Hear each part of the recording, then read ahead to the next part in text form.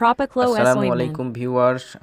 আজকে দেখাবো ট্রপিক্লো এস অয়েনমেন্টের কার্যকারিতা। এই যে দেখতে পাচ্ছেন ট্রপিক্লো এস অয়েনমেন্ট, এই পাশে বাংলায় লেখা আছে ট্রপিক্লো এস অয়েনমেন্ট। এটা একটা অয়েনমেন্ট, এটা কিন্তু মলম না। এটা দেখতে কিছুটা গামের মতো, সাদা হালকা পানি গামের মতো। তো এটা আমি বেশ অনেক দিন যাবৎ ব্যবহার করি, প্রায় 10 বছর যাবৎ ব্যবহার করি। তো আমার মনে হলো যে এই জিনিসটা একটু মানুষকে জানানো দরকার। তো এইটার উপকারিতা যা আমি পেয়েছি সেগুলো একটু বর্ণনা করি।